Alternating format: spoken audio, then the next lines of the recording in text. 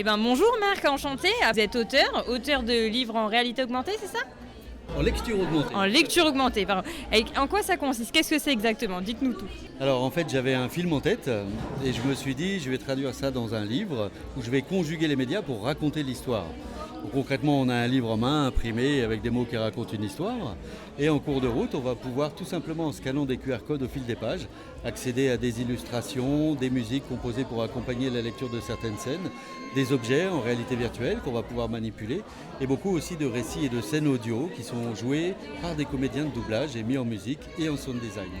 C'est génial tout ça et c'est quelle thématique? On est en science-fiction fantastique, fantasy grand public, c'est pas de la hard SF. J'ai vraiment pensé ça comme un film à voir au ciné en famille. Donc on est sur Terre au XXIe siècle, dans un monde bien différent de celui qu'on connaît. Et là, on va suivre les aventures d'un jeune homme qui va être confronté à un nouveau mal qui se développe à l'époque, qui s'appelle le technofascisme. Et en luttant contre ça, il va découvrir des choses sur l'histoire secrète de l'humanité et remonter jusqu'à la préhistoire, découvrir l'opposition de deux sociétés secrètes qui maîtrisent une forme de magie très puissante qui s'appelle la science arcanique. Mais c'est vraiment génial comme thème et du coup vous visez, ça correspond plus ou moins à quel âge par rapport à vos livres? Est-ce que ça peut être lu, est-ce que ça peut intéresser tout le monde ou est-ce que vous visez plutôt un certain type de personnes, on va dire? Alors c'est familial en fait, donc c'est dès 10-12 ans. En fait la plus jeune des lectrices avec qui j'ai discuté avait 7-8 ans et elle avait tout compris, je pense qu'elle était un peu en avance sur son âge, mais dès 10 ans on peut aborder ça sans problème. Et la doyenne, elle a 95 ans à l'époque, elle avait 95 ans, elle s'appelle Aurélie. Elle avait lu le tome 1, elle m'avait dit « Dépêchez-vous pour la suite, j'adore ».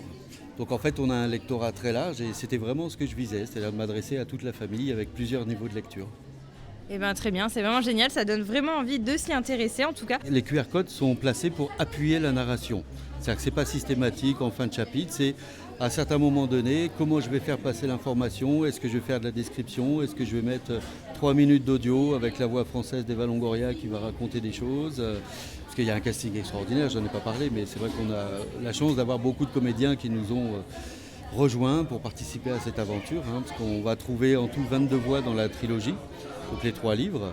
On va trouver les voix françaises donc d'Eva Longoria, de Morgan Freeman, de Samuel L. Jackson, de Chris Hemsworth, de Meryl Streep, de Harrison Ford, de Robert De Niro, de plein de monde. Et c'est des voix qui pour moi non seulement sont des voix qui sont de très bons acteurs, on va dire, parce que ça c'était important comme tout est à l'audio. C'est des voix que j'aime et que j'apprécie pour toutes, parce qu'on est allé chercher la plupart. Certains sont venus, ils nous ont dit « c'est génial, je veux en être et tout », mais c'était aussi des voix qu'on adorait. Et c'est aussi des voix qui véhiculent un imaginaire très fort. C'est-à-dire que quand vous avez quelqu'un comme la voix française de Morgan Freeman qui vous parle par exemple, vous avez tendance à l'écouter. Parce qu'elle va vous rappeler beaucoup de choses et en plus l'acteur, donc Benoît Alman, c'est quelqu'un d'extraordinaire et qui a un jeu extraordinaire et vous lirez l'annuaire, vous l'écoutez en fait, parce que c'est tellement génial. C'est ça. Et est-ce que vous avez un petit truc à rajouter pour donner envie aux lecteurs de s'intéresser à vos livres? La lecture augmentée, c'est une vraie nouvelle expérience de lecture qui conjugue les médias pour raconter l'histoire et prolonger l'immersion dans un nouvel univers qui s'appelle Incarnatis, grand public, qu'on peut aussi écouter, parce qu'il y a en tout plus de 3h30 d'audio dans la trilogie, et aussi découvrir en jouant avec différentes expériences de jeu. Ça peut être du jeu de rôle avec une aventure qui va durer 2 heures, 2 heures et demie, avec également des médias additionnels. On est envoyé en briefing par la voix française d'Harrison Ford et des briefings. On va retrouver d'autres médias aussi. On peut jouer à un escape game audio aussi. C'est une expérience nouvelle de quelques minutes de jeu avec une application d'histoire audio interactive. On a un mini-jeu en VR aussi, en réalité virtuelle, qu'on ne fait jouer qu'en salon, mais on a arrêté pour des problèmes sanitaires, parce que se refiler le casque, en ce moment, c'est pas terrible. C'est un peu compliqué. Et puis le dernier né, c'est un mini-jeu PC, auquel on peut accéder à tout ça, sur le site incarnatis.com. C'est un jeu de taquin, c'est-à-dire un puzzle, où il y a une petite case qu'on va bouger pour reconstituer l'image.